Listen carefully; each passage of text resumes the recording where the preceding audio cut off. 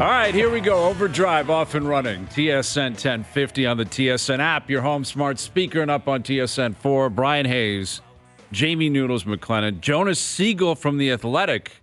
Because I think, Jonas, right after this, you're going to drive to Guelph because it's the Guelph Sports Hall of Fame, and the O-Dog is... Are you going down there? Seriously? Sure. Yeah, why not? You should be covering that. The O-Dog is... I don't know what the hell he's doing That's a hard tonight. no. That's Something a hard in Guelph. no. Athletic exclusive, maybe? Yeah. I thought you were going to say Jonas Siegel from The Athletic and one of the cronies. Isn't that what you're called? Yeah, it is. He is one of the cronies. I think I'm the leader of the cronies. Well, he's our favorite. Yes. And although the cronies are... Who is the cronies? Myrtle and you? It's just this unknown group. Yeah, you guys kind of lurk in the shadows, and... Our favorite crony. My yeah, we favorite love crony. cronies. So, yeah, the O-Dog, I guess he'll be back tomorrow. But I don't know if he's the MC or the VIP. Maybe he's going into the Guelph Sports Hall of Fame. I would think so. Wasn't he a star there? Yeah. Not MCing. I think it's Cardi. What if they asked him to MC and brought in somebody else was going into the Hall of Fame that was a lesser player than him? That'd be great if he wasn't in. Right. And they they brought had to in put like a someone 20-goal scorer. Yeah, some guy who played like 2 years. And he's announcing him. Like he's the MC of it. I'd like to see that. I'd like to welcome whoever. Like name a grinding winger third liner for Guelph Storm. Be a long list of those guys. Yeah. Long list of That those would be guys. awesome, though. You imagine he'd be so rattled. Like, we'd like you to MC, come on down, Guelph Hall of Fame, and then they're inducting somebody else. But that didn't have a story. Clear cut, not as good didn't of have a a player. story of a career as there. He was a legend there, like flat out legend. So, I don't know. We got to get the Do you know anyone down there that you can call and make that happen? No connections with Guelph. Yeah, I don't have any. I don't know. Maybe the play in the grappler. league. I honestly don't know what he's doing. I just know he's at the Guelph Sports Hall of Fame. So I don't know what he's doing there. He may be getting inducted. Honestly, Well, he I might think be going he's- in tonight, and I have no idea. He's probably in already. Would he not be? Like, I don't Maybe know. There's like a 20-year waiting period. Like how many people are coming out of Guelph outside of the Storm and the University? Like obviously there'd be people that are from Guelph, I'm Right. sure, that have done great things in terms of athletics in this country. But Maybe, I don't know. You're right. Like, I don't want to, if he is the MC and inducting somebody, I don't want to crap on that person because they didn't do anything wrong. They're going in, right? right. But You I'm have just an update? What's going on here, Grappler? What is happening in Guelph tonight? So, according to GuelphToday.com, Jeff O'Neill will be in attendance at Guelph Sports Celebrity Dinner and Induction Ceremony Wednesday when his former general manager, Mike Kelly, is inducted. I okay. see. Well, Mike Kelly, yeah. Mike Kelly. Shout out to Mike Kelly, of course. Another special guest includes Todd Bertuzzi. Yeah, Big Bert. He was a teammate too, and I guess he would have been there with Mike Kelly back in the day as well. Yeah. So yeah, I'm seeing a fastball player going in there, a marathon runner, a swimmer. Can I ask you to play a game? Sure. These are notable people from Guelph. Okay. So you can tell me whether you think O ranks above them or below them. Well, but that's hard because if we say that he's below or above, then it's subjective, right? Like we're course it biased. is. I'm biased. So- Well, you might. Okay. How about this? Nev Campbell. Ooh. Oh, he's way below Extreme? Nev Yeah. Campbell. Right? Not he was even one of my close. favorites growing up. Yeah, I think Five's she's my age. Company. Yeah. and Party of Five, wasn't Party of Five. That was it. Party of Five. Five Good show. and Scream. Yeah. Oh, O's not even in her stratosphere. it? Yeah. Not even Okay, allowed so to walk Nev down the goes same in street. above. Way You're before right, him. Jonas. He goes. Oh, it's he's not even way close. below. Yes. Not even close. Okay. Yeah. Logan Couture. Ooh. I'd put O ahead of him. Like, both have had good careers. Great though. careers. Like Logan's a quality. Yeah. I'd Player, put O ahead of him. absolutely. Because O played there. Like Logan, I thought did he play for the Guelph Storm though? Like he's from Guelph, but I thought he played. I'm talking from. I guess Right. Jeff's not from. Jeff's not Guelph. from there, but he made more of an impact, I think, there because he played for the This is Storm. a good one. Robert Munch. Oh, Bob Munch. All day. Right? The guy's probably the most famous Canadian author ever. Like all the kids, how many kids' books has Robert Munch written? I've heard that name. You That's got his it. You power. don't know Robert Munch, Noodles? Come on. I'm sure I've seen. I guarantee you, there's 50 of his books at our house. Has to with be. the kids because the name sounds familiar, but I put O above him. I'm sorry. No, not even close. Bob Munch is. All right, we can. He's in the Hall of Fame. No, there's got to be more. This is a great game. George McPhee. Ooh, general manager. I mean, he's he's still working in Vegas too, isn't he? Is he still running the show in Vegas? He's above Kelly McCrimmon. I think he's the president of hockey ops. But did McPhee get the cup? No, he left. No, he It was left. year McClellan. after he left. If he had the ring, I'd put him ahead of O, but I'll put O ahead of him. O was a better player than McPhee. McPhee was a good player. Okay. But O was a better player.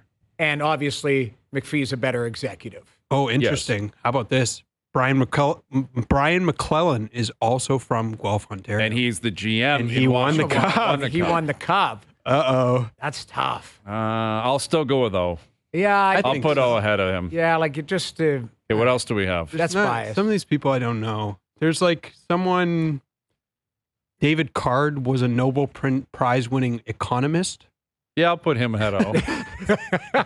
Anybody who won the Nobel Prize, absolutely. He's definitely ahead of O. Yeah. No question. There's some good. There's Nev Campbell, really. Nev Campbell, I didn't know she was from Guelph. Tops. Yeah. What is she doing now? Like I don't recall seeing her in any I movies. swear I just saw her on like. She was in the Instagram latest or something. Scream movie. Yeah, she was. Scream just came out like not that long ago. I believe she was in it.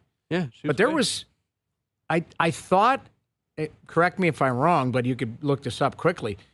She had some problems.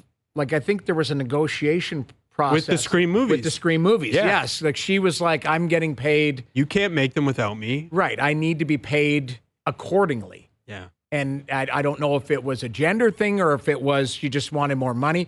But I thought I read an article, something about it, where she was kind of a holdout, and they had to dig in and dig into their pockets for her. Really? I think I argued with you and O about Scream. Yeah, we had a Scream argument. You're out on Scream, I think. Right? No, I think I said that Scream is one of the most you said famous movies of the last 30 years. I think you said it was one of the best. I think I did say it was one of the best. That's a bit rich. It's tough a bit call. rich. I think that may have been my take. I can't even remember. Takes come and go. It's tough to remember. I've been lucky enough to meet her. Oh, wow. Well, because The pride of Guelph, Ontario. I'm friends with Scott Wolf, who was on that Party of Five show. So we went to some tapings. Right. Wow. Party of Five. So Great it was show. Jennifer Love Hewitt and Nev Campbell. Wow. That were the superstars there. And Wolfie was on the other side, right? And then the other guy who was in Lost. Really good Matthew looking. Fox? Yes, yeah. Like everyone was stunning looking, the whole cast, but it was kind of neat. We ended up in Vegas with that Matthew Fox and Scott Wolf. Like, Nice. It was a pretty good time. Yeah, we need to expand, beyond Guelph. What else? Maybe we just use the whole province, although that's going to be a long list. Yeah. But is it like Guelph, Kitchener, Waterloo? Like there's kind of a region. Yeah, like Yeah. Jamal Murray. We is need to from fact Kitchener. check Oh, this, yeah. though, because Jeff writes in Rachel McAdam. Is she Rachel from McAdams, Guelph? I don't think she's from Guelph. I thought she was from London. She didn't come up on the Or like list. St. Thomas or something. Yeah. Yeah, she would be top of the list. Oh, well, that's obviously not one of my even- favorites. Yeah, Rachel McAdams is clearly way above Ho. Okay, so Grappler has verified she's from London. So Yeah, she's- from London. Isn't Guelph close to London? No, dude, you're way off. Robert Munch, They're don't like know Robert opposite Munch. directions. Guelph's like I've been to 45 Guelph. minutes from here. Yeah, we've I've been to Guelph. We've and been to I've also Guelph. been to London. It's that direction. No, it's not. Yes, it's west of the city, but then like Guelph is You like gotta go west and north. kind of north, and London you London's just keep going farther down. southwest. But it's Yeah. not like it's okay. Well, it's on the other side of the planet. No. it's within No. probably an hour of each other. They're maybe I would say an hour and a half apart, Guelph and London. Yeah, Like, so that's not like. but that's not a ballpark. Like that's not. They're not. Guelph is not a suburb of London. Yeah, I didn't say it. Like I didn't say. But they're not in the same. It's not that close. Like no one in I Guelph. feel thinks like that when I go to London's right around the Guelph, corner. I've got a buddy, Greg Campbell, from there. When I go down to Guelph, I feel like I see signs for London. So you text your buddies. You're like, I'm in Well, Guelph. What are you yes, guys up to? That is true. That like to follow along the 401 Yeah. towards London, but you can London's see- still another hour. and that's been like there. you get to parts of like eastern parts of Ontario. You get to Kingston, it says like Montreal, like to Montreal, Yeah. but Montreal's still 2 hours away. Fair enough. But Wait, I found both two in more. Ontario. You got Okay. two more people. Ray Scampanello. Scappy, Gappy was a great ref, man. unbelievable Great, linesman. great Like, linesman. Scappy, Yeah. Every single night he was in the muck. Oof. I'd think put I'd take O's- O. Yeah, I'd put O ahead of him. I But might he went lean Messier Scappy. early too, Scappy, right? Like he was Yeah. out there no bucket his whole career. I might lean Scappy. Just Dude, great Scappy's guy. seen some things. Great guy. Yeah. Yeah. But it's really Respect. close. Yeah. Doug Riseborough.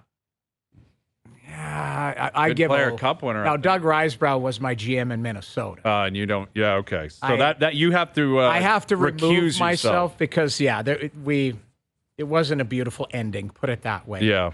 But, I'll put O. I'll put O ahead of above him. that, just based on my own personal experience. Yeah. There's a lot of people writing in different. I like this game. You should Yeah. play This this is game. great. So Whenever many O's different away, let's things. just make sure we find people that we think are better than him.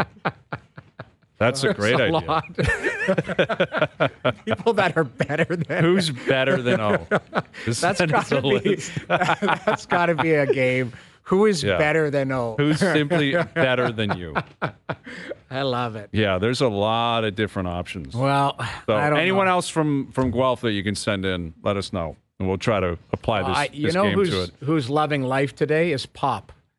Yeah, Greg Popovich is. I wonder if he's having second guesses. Like I don't know where his status stands in San Antonio. Like he's like Belichick. It's just he can go as long as he wants. But San Antonio winning that draft lottery last night is wild. Like they're not far removed from a full-blown dynasty. In 5 championships, Tim Duncan is one of the 12 or 15 greatest players of all time. They tanked for him. They got him.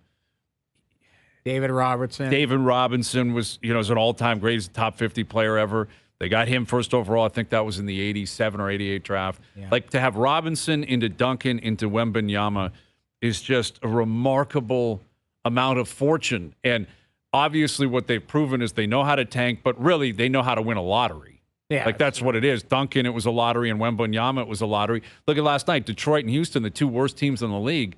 Detroit drops to 5, Houston drops to 4. By all accounts, it's a big 3 draft. Like Victor's at the top, Wembanyama's at the top, but then you got Miller and Scoot right there going 2 and 3, and both the bottom feeder teams in the NBA are not going to get access to those players unless one of them drops.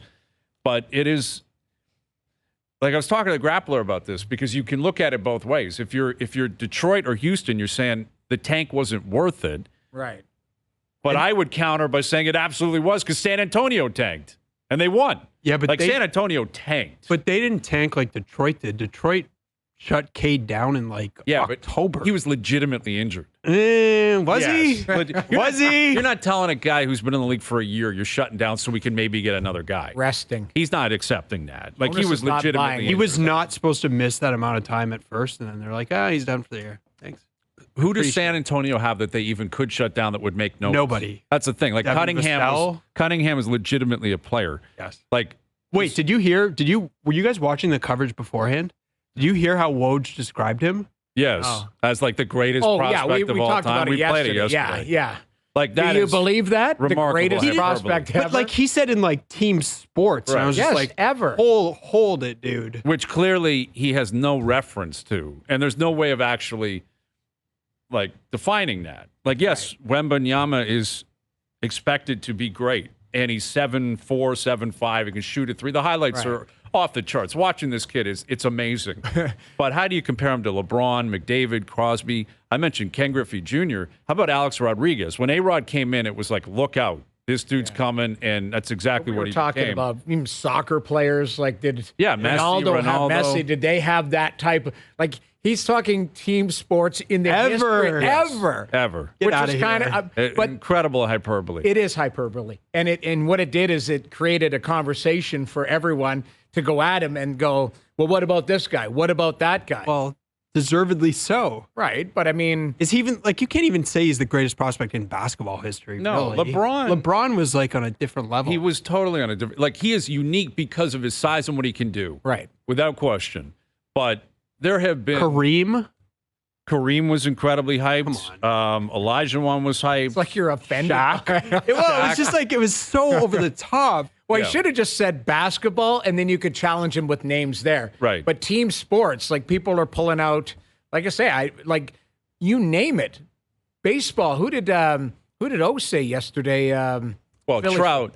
Bryce Harper. Bryce Harper. Yeah, Bryce Yeah. was incredibly He was pretty hyped. highly hyped. But Very that's hyped. the thing. Like, you go around, like, I don't know how big of a prospect was Ohtani before he arrived. Not Just kind because of where he fraud? came from, and he developed in Japan, and I think he also there was a said that buzz by around his him. third year, he'll be the best offensive player and the best defensive player, which basically means he'll be the best player in the league. yeah. by his third year. So you should go on the draft coverage for the NHL and say that Connor Bedard is going to be the greatest player.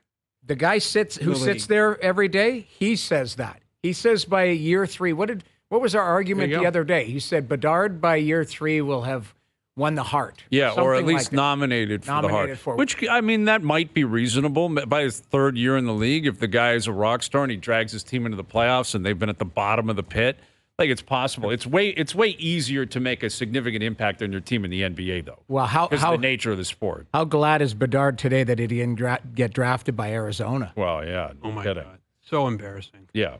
Although they're still going to be there. I mean, it sounds as if they're not going anywhere, and they're going to do everything they can to stay. Out, do they not? Like, did they not? You would think so. Like, at some point, you got to go, all right, like, you would hope that they just didn't put all their eggs in that basket. Like, there is a plan B if that doesn't work in Tempe. Because I've said this, I may have said it on Edmonton radio this morning. I played against the Phoenix Coyotes, where that building at America West was full. Yes, it wasn't built for hockey. It was a basketball. It was a bit of a weird shape, like the fans were on top of you.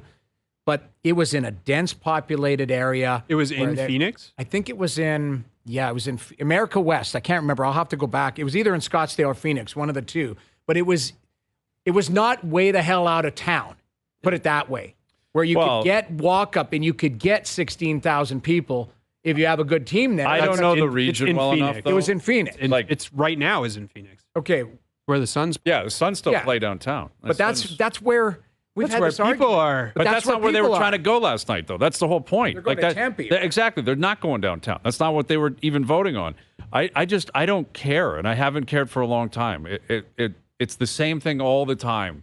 What are they going to do? Glendale and then Phoenix and Tempe. Where are they going to go? Where are they going to play? And I understand it's a big market, like it is. It's a big metropolis. There's a lot of people there. It's a region the NHL wants. Look what's happening with the Final Four right now.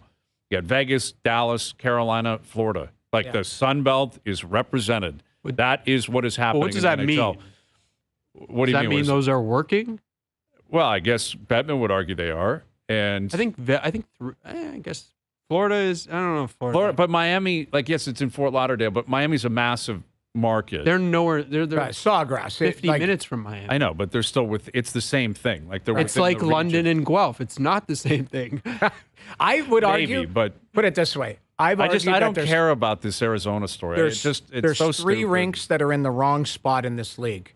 One is in Arizona, one is in Ottawa, one is in Florida, in Sawgrass, and Ottawa's is going to get sorted out here with the sale of the team. It sounds like they're going to go to LeBreton Flats, and there's plenty of suitors for Ottawa. That's a hockey market. They'll be fine. Yeah, they're staying. Rich fan base. They're staying. Arizona, you're right. It's almost like there's been so many storylines. It's like, wake me up when... I just don't care. When I really don't. They get it sorted. If they get it sorted. It's annoying because they keep insisting on it, right? Well, they've doubled down. They haven't even doubled down. They've 50 12 times down.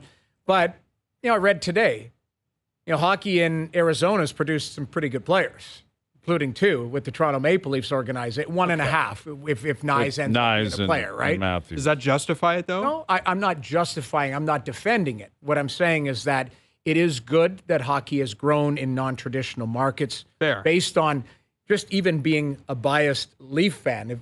People telling me, going, hey, Austin Matthews grew up in Arizona and came through that minor hockey system.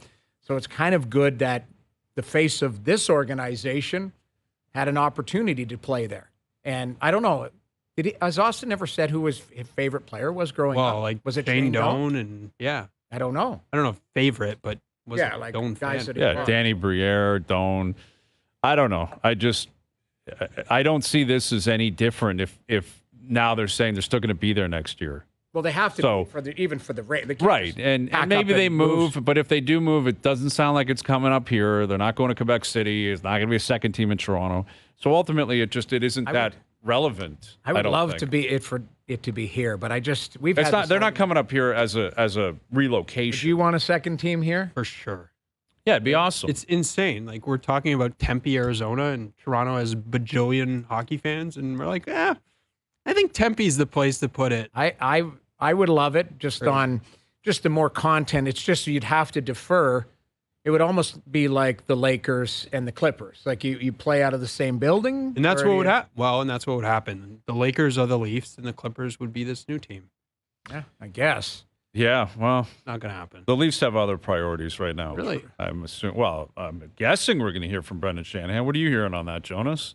Any Waiting. reason to believe? Like I'm waiting for an email to come out, and then that may include the removal of this person, removal of that person, re-signing of this person, and Brendan Shanahan will be on the podium at 1:30. I don't know about the re-signing. I guess re-signing of Dubas. Yeah. Maybe. Yeah. That's it. I mean, it's either Dubas is re-signed or he's leaving or Keefe is leaving. Like, there's not going to be a press release Sheldon's staying because he's still under contract. Right. So that's kind of what I'm bracing for. I would assume it'll be something like tomorrow if it's tomorrow, 8:30, an email goes out, Brendan Shanahan speaking at 1. And that kind of is what I'm anticipating. But I'm sure there's a lot happening behind the scenes. I think But we're well removed from Game 5 was Friday night. Yeah. Like, we're 5-6 days removed from the action.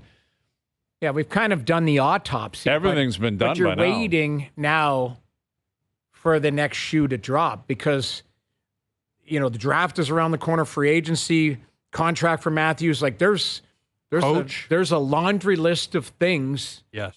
to be addressed. Not like little things either. No. Just like franchise-changing things. Well, Yeah. potentially The most franchise-altering important things. 6 weeks of the Exactly. last decade or so. Absolutely. But That's what's coming. But that's why I don't mind if Brendan Shanahan takes an extra day or two. is it He's Brendan gotta- Shanahan or is well, it he's Kyle got Dubas? whoever has to get it right. Yeah. Brendan Shanahan can take an extra day to decide if Kyle Dubas is his guy and if Kyle Dubas wants to sign. Don't you think that's been decided? Like they're talking, I would assume. I don't know.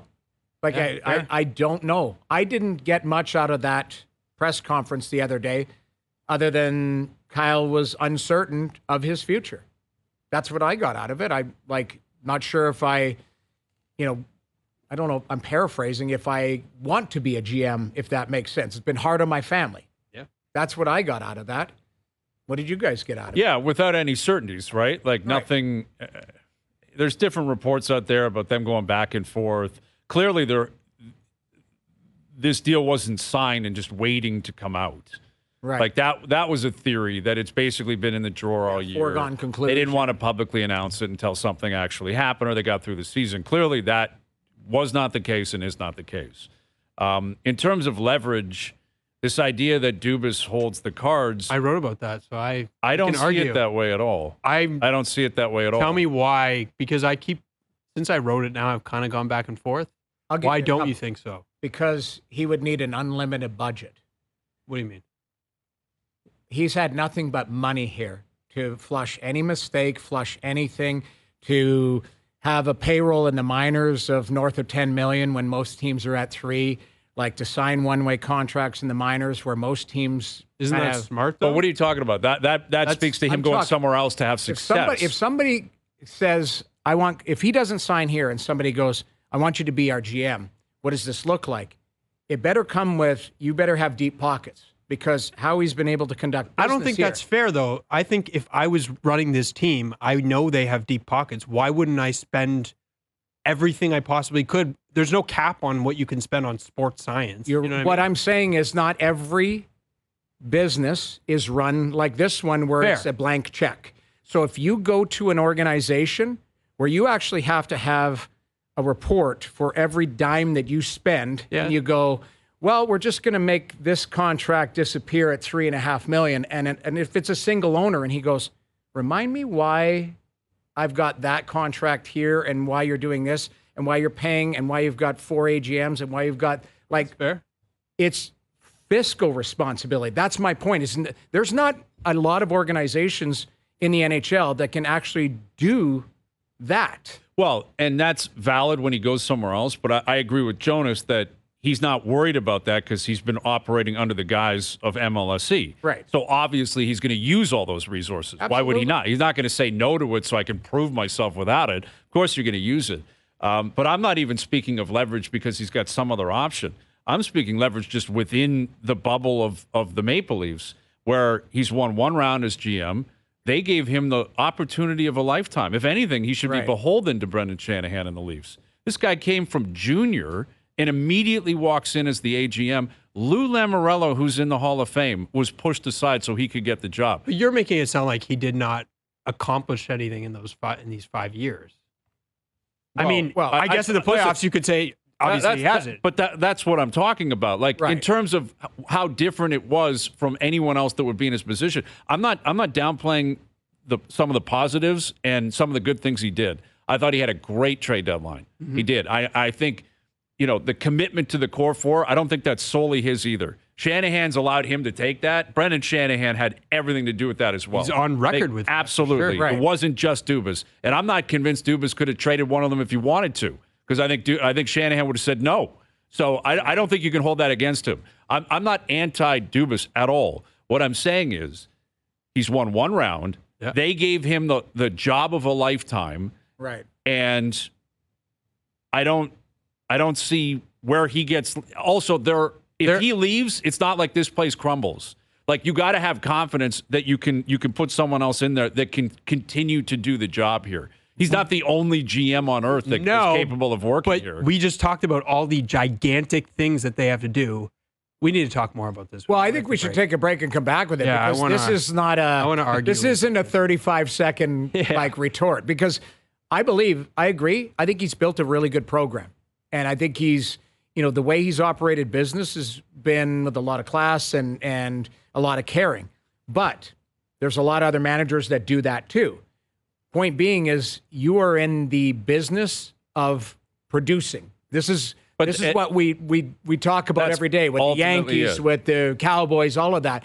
At the end of the day, he is going to have to stand by his product, and his product has one playoff round win now in the last 5 years. 5 years. And he has big decisions. If he comes back, this is the crossroads right here. Like, Matthews re-signing, what are you going to do moving forward? So yes, we got to talk about it. All right, Overdrive continues, brought to you by Fando, bringing you everything from the opening line to the final score. We get some news on Vladdy Guerrero Jr.'s knee. We'll tell you about that. We'll tee up Game 3 of that series as well. Keegan Matheson coming up. Overdrive continues. TSN 1050 and on TSN 4.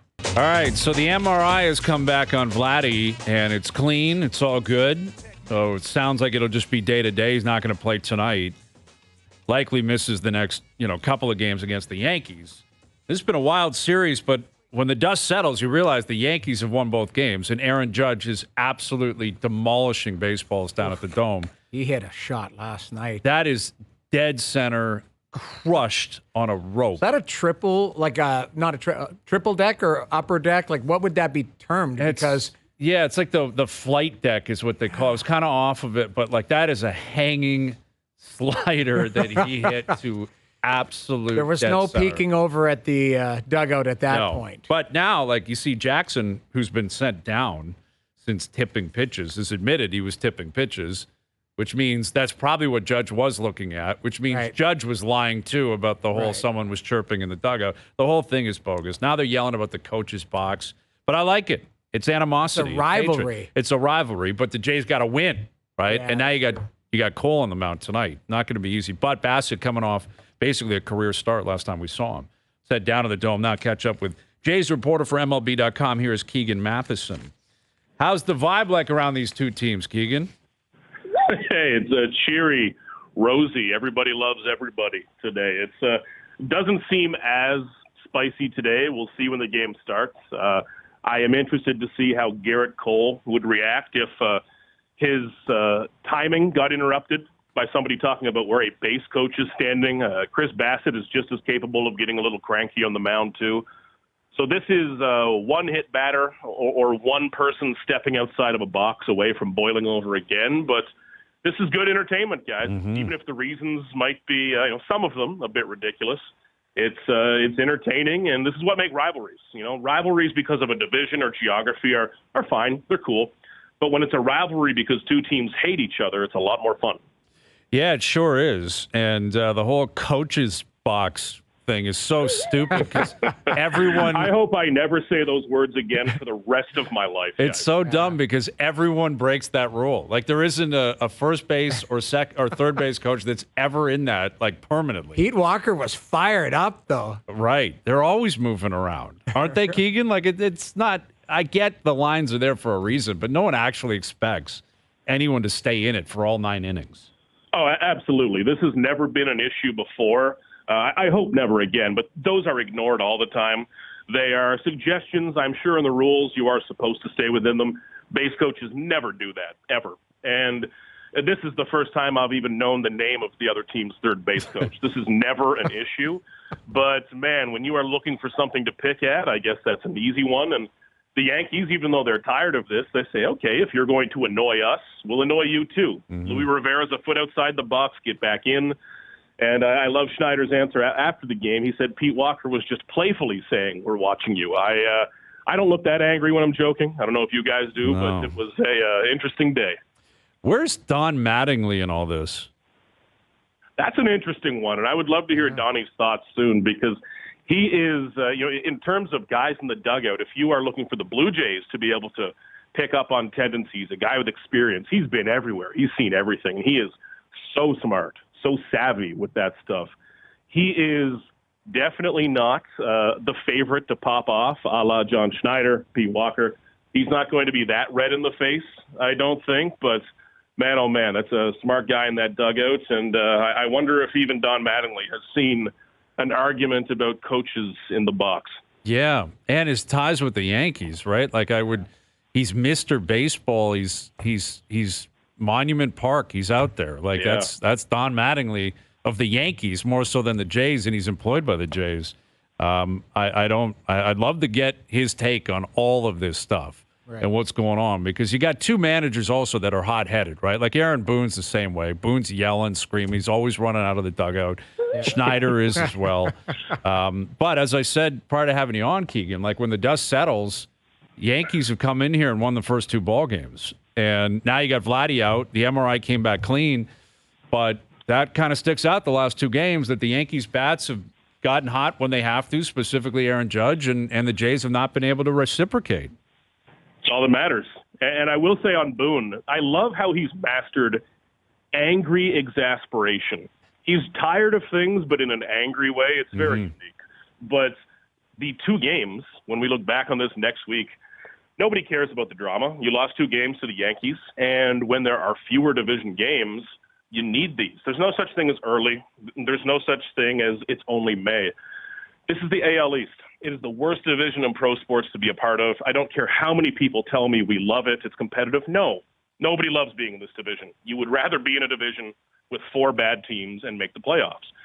You need to win these games, and especially with Vladdy looking like he's going to miss a game, maybe 2 or 3. They need to draw this series even. This is going to be very important come the end of the year, and these games will be just as easy to look back on, frankly. And the Blue Jays have not played their best baseball, and while, yes, I understand the reasons that Aaron Judge is being booed and is now public enemy number 1 in Toronto, man, has he nailed this. You know, if you're going to hit those 2 home runs in the first game, then step up and hit that home run you guys talked about off the top to end yesterday. He is playing the role of villain awfully well here and hero pretty well in New York. He's nailing it. Keegan, what's your level of concern of Alek Manoah's play and his start to the season? It's high. I think that you need to look at this as a realistic thing that's happening. I know the Blue Jays believe in him as a competitor. You hear the word compete is the new buzzword this year for some reason. And I know that he has done this in past years over and over, but again, there's not a lot of patience in the American League East, and you need to see it now from Manoah. So it's going to have to happen quickly. And it starts with the slider, I think, for him, getting that velocity back up and getting back to himself. But you're so used to Manoah being predictable. I mean, guys, last year, if this was a Manoah start, I could write my story right now. 7 innings, 1 earned run, 8 strikeouts, a walk. It was so predictable, it was almost boring, which is an incredible compliment to him. This year, it looks bad.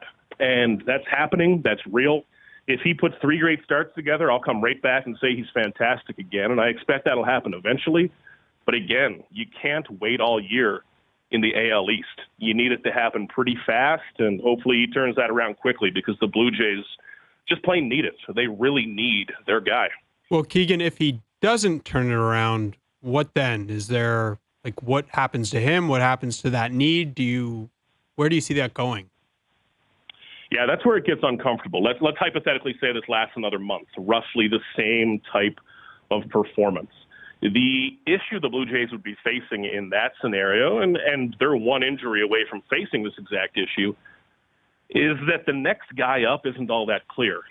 You know, you have some starters down in AAA who are eating through some innings, but Hyunjin Ryu is not back yet from Tommy John. That's a couple months away. Number one prospect Ricky Tiedemann is shut down right now with that left biceps injury. It's not bad. He's going to be coming back soon. But again, he's just starting out in Double-A. You can't bet on that. There's not that next guy waiting. There is not even a veteran in AAA putting up that 1.8 ERA where you're saying, okay, we can give him a couple of starts. So again, you're running into this AL East, you're running into patience because there's not somebody knocking on the door, and the Blue Jays don't even have that long man. Right now, it would probably be Mitch White. And do you want a struggling Alek Manoah or a Mitch White coming back healthy? And it's a tough spot to be in. That's why the Blue Jays need to take that. That's why Alek Manoah needs to take that decision away. But you're right. As this continues, each start, it's going to be more of the conversation. With Keegan Matheson of MLB.com, Jays Yankees tonight. Again, Vladdy, the MRI came back clean on his knee, but he won't play tonight. Likely won't play for a couple of days. I would assume Belt steps in at first base. But what was evident, last night, what's been evident throughout this season, and I think applies even to what you were just talking about, only dealing with bats instead of arms, is they don't appear to have a lot of depth, on the bench right now. And I'm not aware of anyone that's like pushing to the surface in the minors that they feel they can bring up and can make an impact. And like if Vladdy's down for a bit, if Bichette gets hurt at any point, like all of a sudden you got to play Espinal more. I don't see how you can keep playing Kevin Biggio. I don't. Like he is legitimately one of the worst bats in baseball right now. Like his numbers are staggering how awful they are. What do they do if they run into a legit problem? Like not just Vladdy out for a day or two, but like someone out and a main piece out for an extended period of time. Yeah, and that's going to come eventually. You don't get through a season like this. The Blue Jays have been extremely fortunate. This is as fortunate as they've been in years when it comes to injuries. I think maybe one of the luckiest in the league. It's not all luck. A lot goes into that, but they are one of the most fortunate in baseball. Biggio needs to be better. He is running out of time to be better with the Blue Jays, frankly. And Biggio is such a smart player. He can do so many things in the bases. He can play different positions.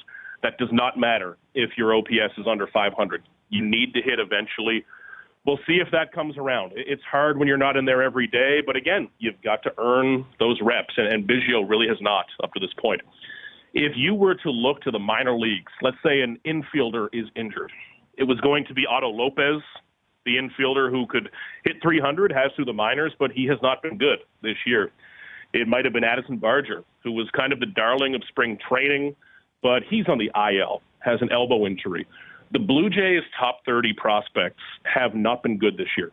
It has not been a good start for their top guys, and especially for the top-end guys. That's a bit worrying because the Blue Jays need it to stay this way. And when you look around this roster, yes, a George Springer might get better, but is Kevin Kiermaier going to be this all year? No. I don't know. I don't think so. So there are a few things that could regress or some luck that could bounce the wrong way. They're going to need somebody to step up. They would love it if it was Biggio, but it hasn't been this year. It hasn't been for a while. You guys know that. And the next options aren't all that close. Again, no one's kicking down a door. There's not even a lot of knocking happening on doors. No, exactly. That could be the reality at some point. And yet, they got a winning record. They're in tough tonight. Garrett Cole on the mound. Bassett coming off a great start, though. It should be a good one tonight. They need to get off the snide. He is Keegan Matheson of MLB.com. Thank you, Keegan. Enjoy it tonight. You got it, guys. Take care. So we'll see. Like Vladdy, again, this team runs on Springer, who's been inconsistent this year. Bichette's been outstanding. Vladdy, Chapman's been great. Barshall's been inconsistent. Merrifield's been good.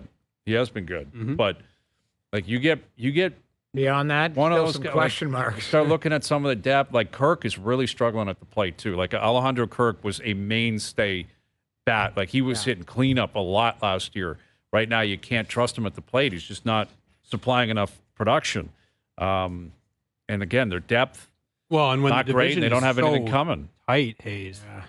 like you can't afford much. Right. Look at how close it is. It's Well, crazy. exactly. You fall off for a couple of weeks, you're Outside in of big Tampa. trouble. I mean, Tampa's in a different world. Yeah, I they guess won you're again right. last night. Planet. They knocked Verlander around. You see Verlander getting booed off the field last night. His first start at Citi Field. Like the Mets they're in a bad place. They're I think 21-23. Verlander, they paid him a fortune. He's been banged up. He hasn't made many starts, but last night was his first start. And by the time he left the game, it was 6-0. And Tough.